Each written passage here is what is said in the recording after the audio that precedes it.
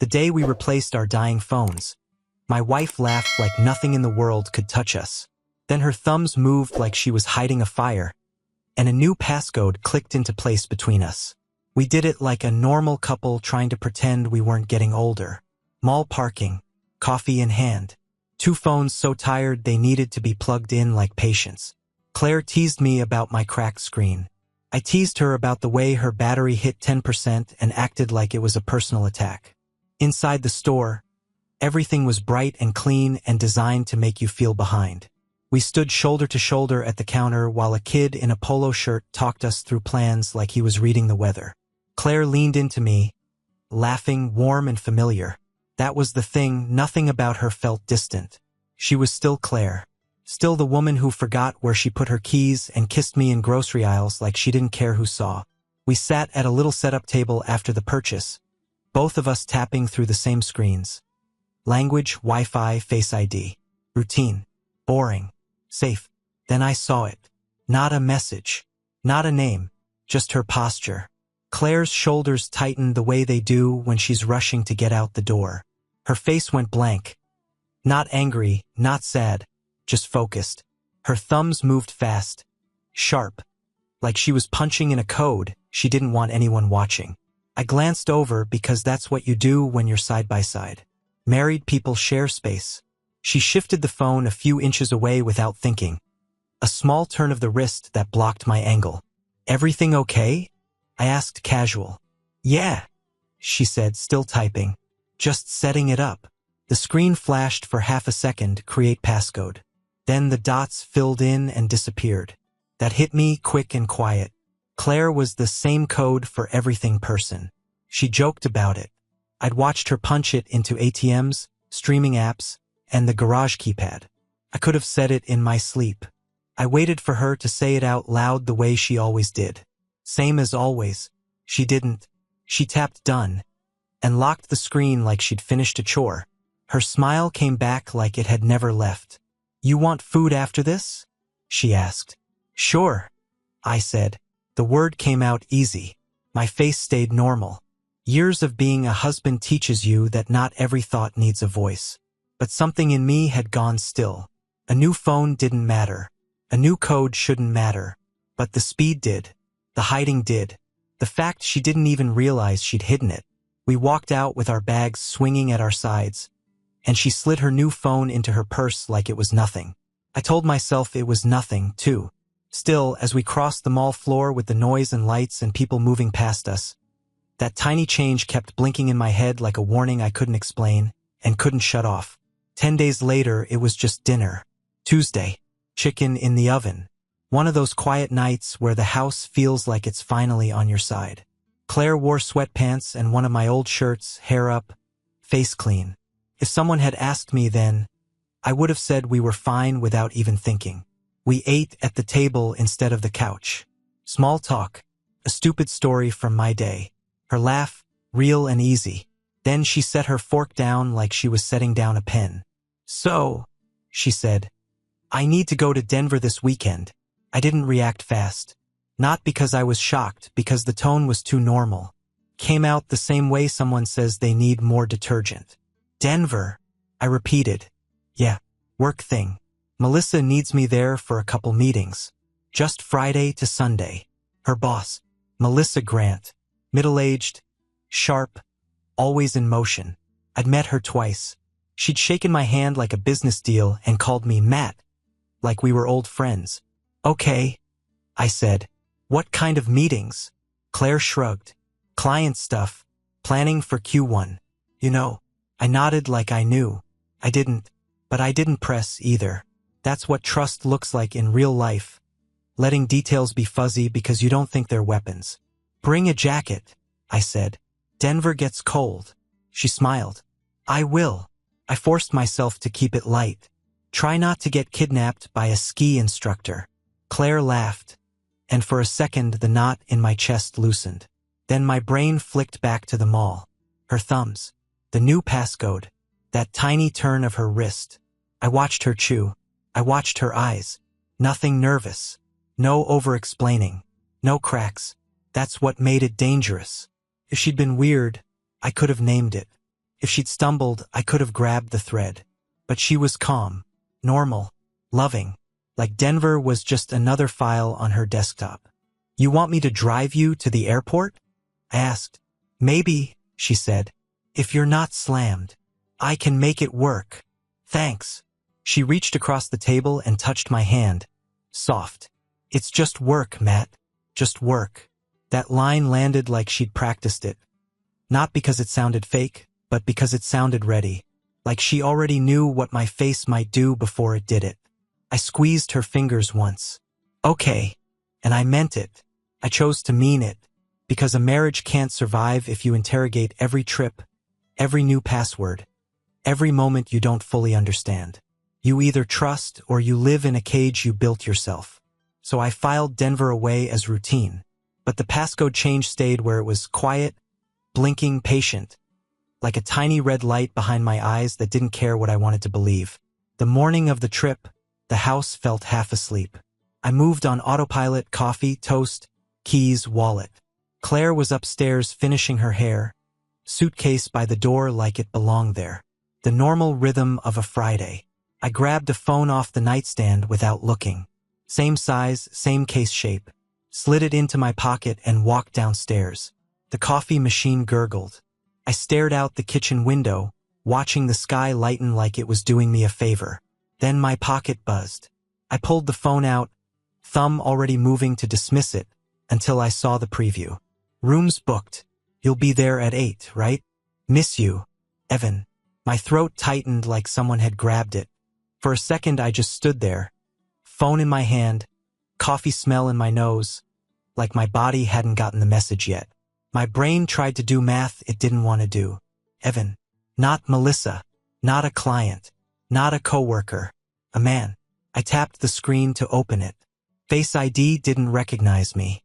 I tried my passcode without thinking muscle memory. Wrong. I stared at the lock screen. Claire's wallpaper. A picture of the kids from last summer. Her phone. I wasn't supposed to be holding it. That was the first thought.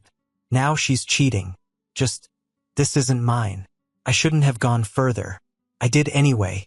The notification list was short, cleaned up like someone who manages their mess. But there it was again, another banner sliding in like it owned the place. Same spot as last time. Keep it simple. Evan. Last time. I felt cold spread through my chest, slow and heavy. I couldn't unlock it, but I didn't need to. The previews gave me enough. Hotel. Time. A casual confidence that didn't belong to an innocent conversation. Footsteps on the stairs. I killed the screen and stood there with the phone in my hand like it was evidence and a weapon at the same time. Claire came into the kitchen, bright and ready, like she was walking into a normal day. Babe, have you seen my... Her eyes landed on the phone, and the air changed. Her face did it in stages. First confusion, real quick. Then recognition.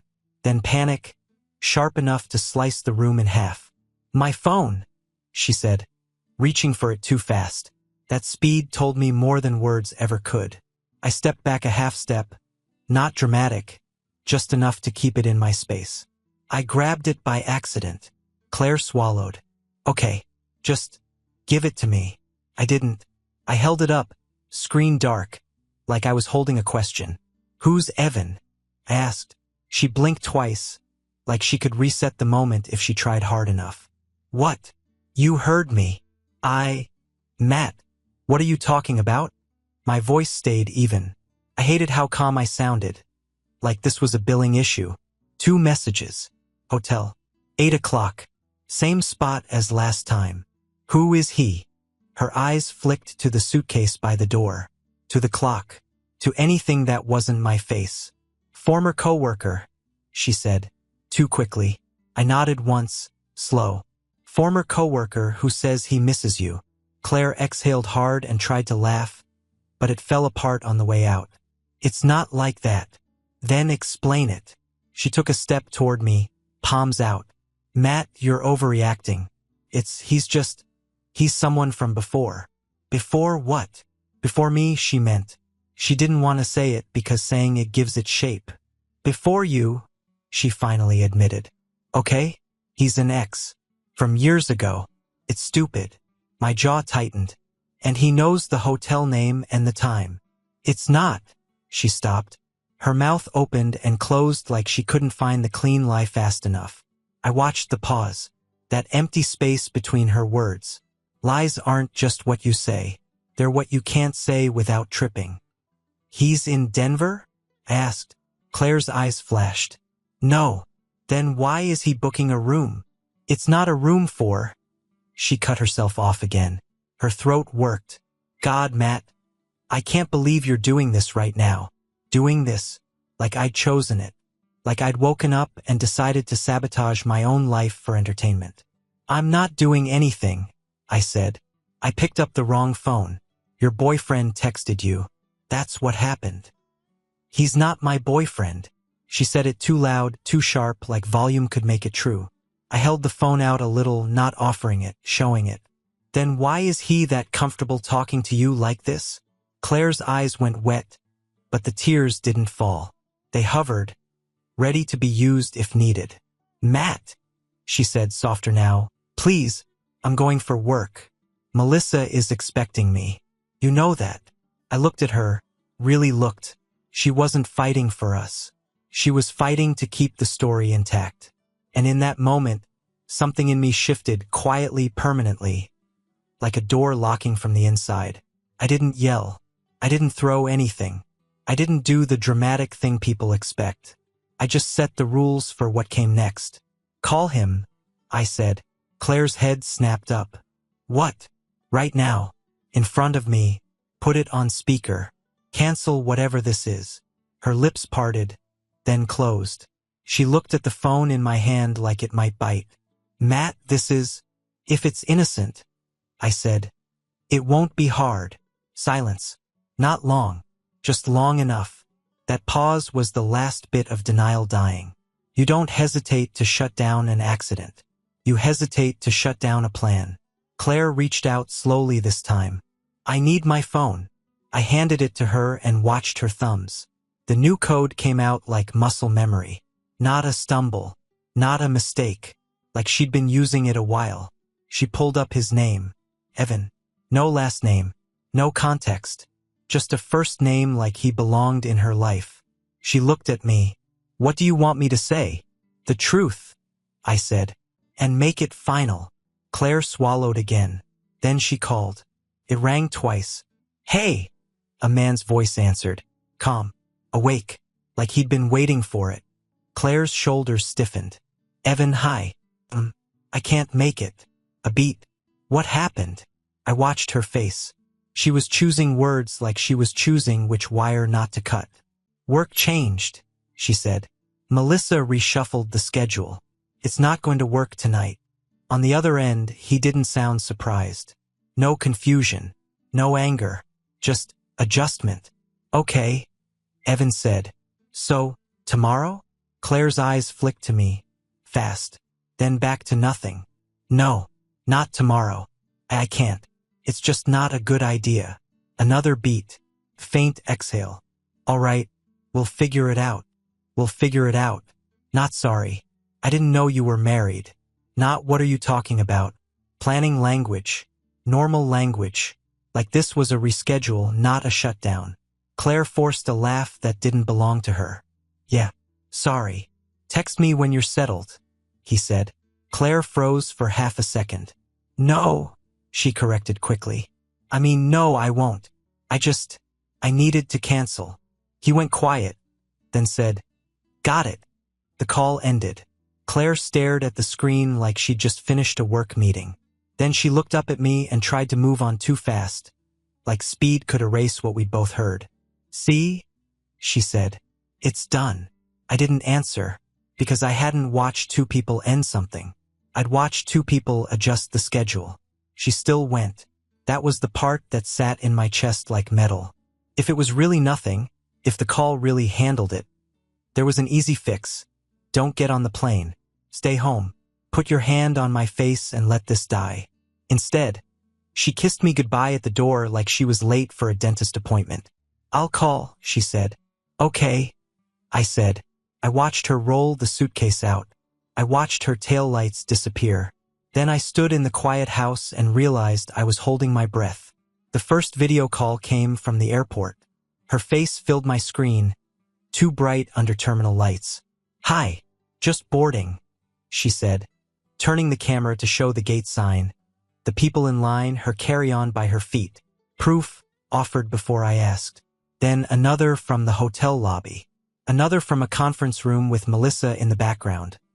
Melissa glancing over and waving like she'd been told to. "Hey, Matt," Melissa said, cheerful. "We're stealing your wife all weekend." Claire laughed like it was cute, like it was normal for your boss to appear on camera to validate your marriage. The calls kept coming. Breakfast buffet, elevator mirror, office building entrance. A quick pan of her hotel room, 2 beds, neat, clinical, like an inspection.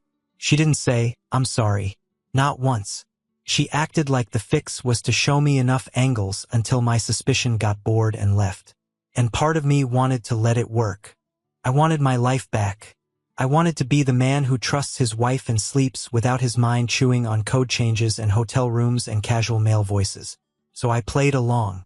"Looks busy," I'd say. "It is," she'd answer, and she'd smile too wide. Every time the screen went dark, the house felt colder.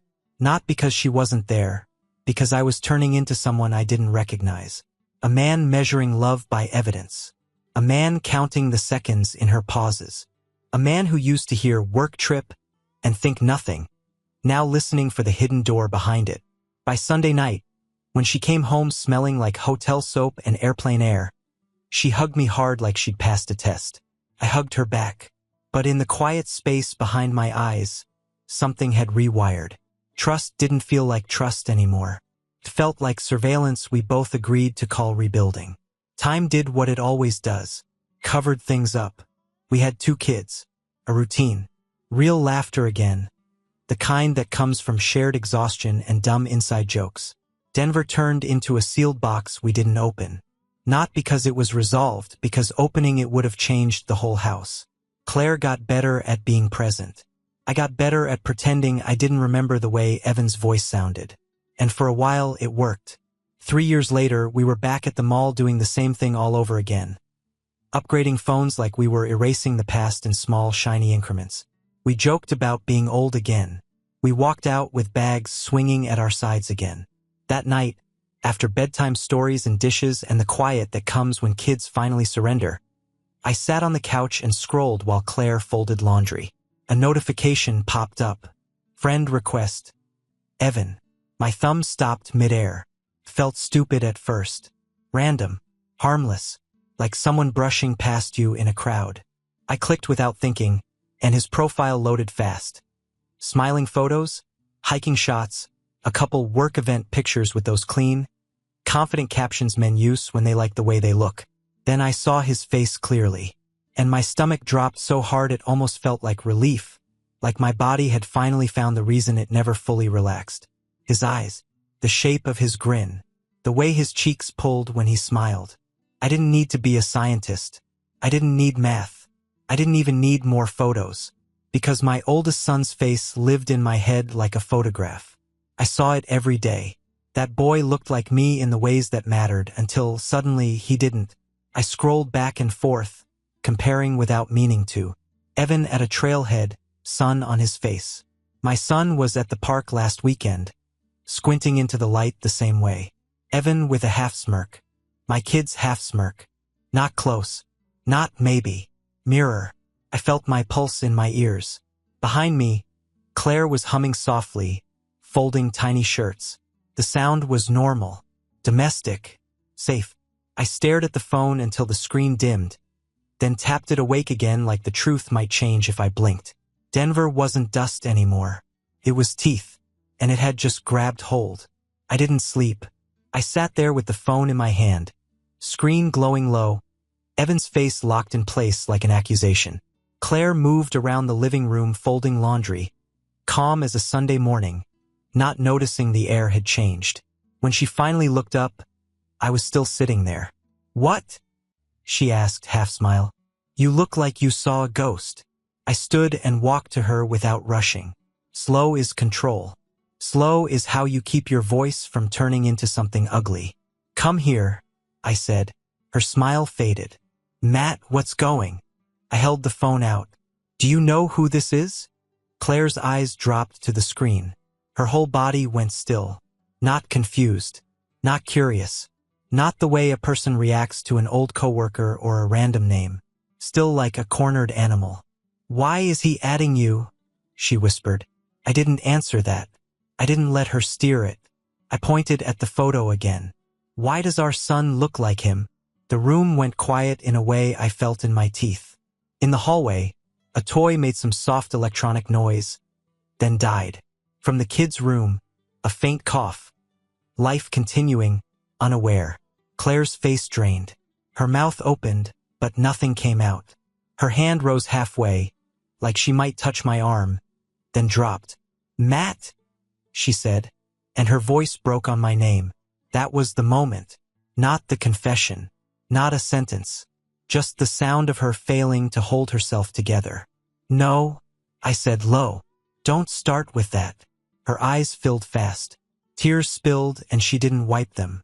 She sank onto the edge of the couch like her legs quit on her. It was, she tried.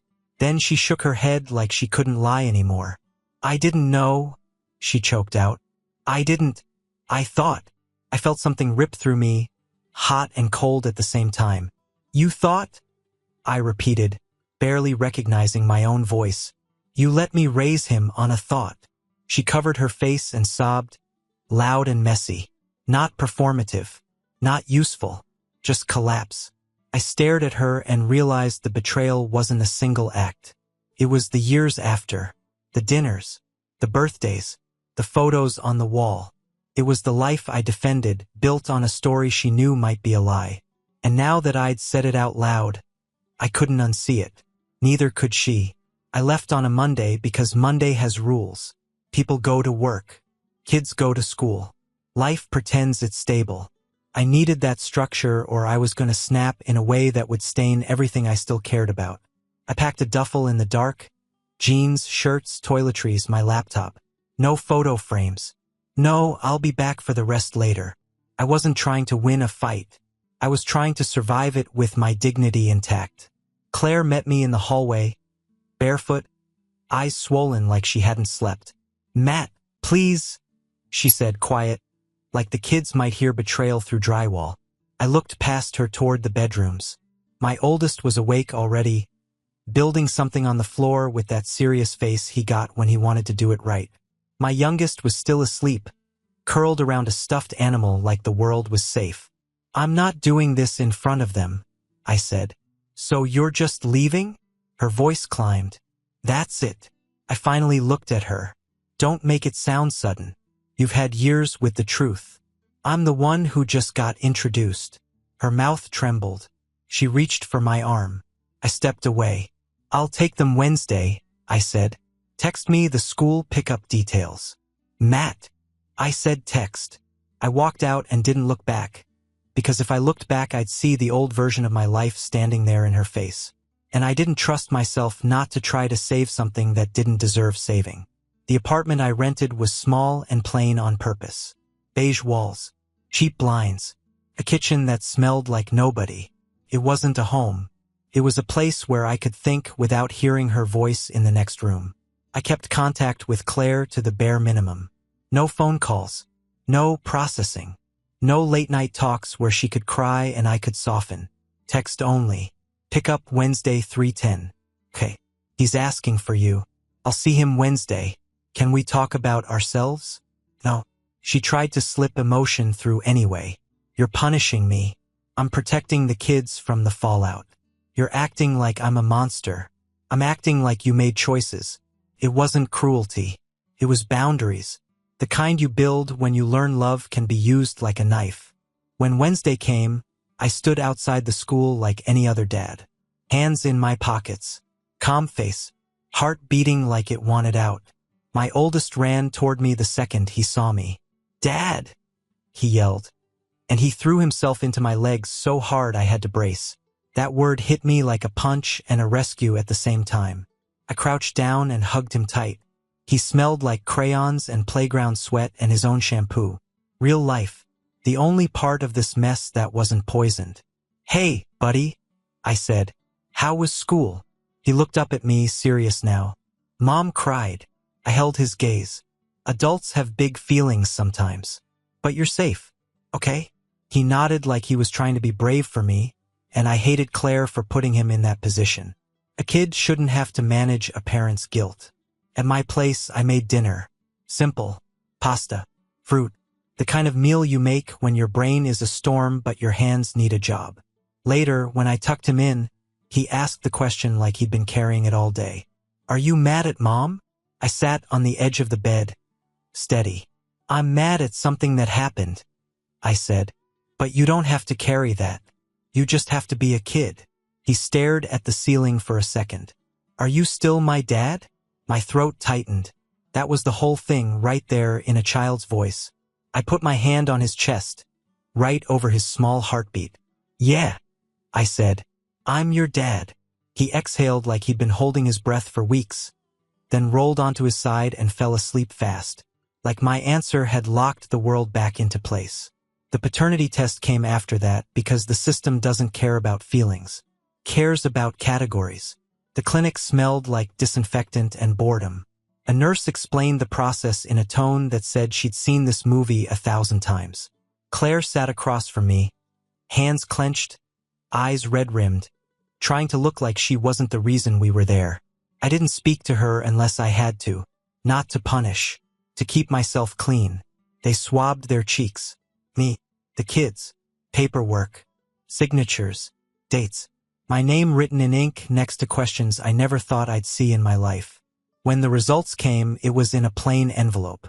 No warning label, no apology, just a piece of paper that turned a family into a legal problem.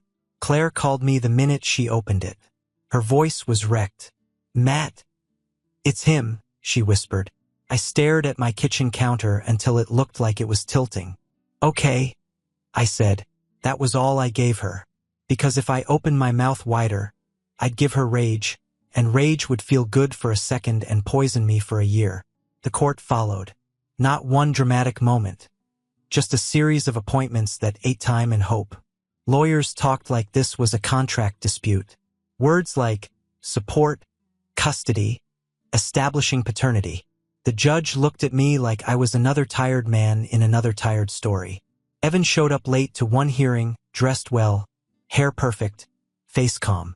The kind of calm that comes from not being the one who got blindsided. He didn't look at me much. When he did, it was brief, like I was an inconvenience, not a man who'd been raising his child. When the judge asked about involvement, Evan leaned into his microphone and said, "I'll comply with financial obligations." That was it. No interest. No fight for time. No, I want to meet him. Just money. A clean, sterile way to buy distance. Claire turned toward me outside the courthouse, eyes wet again.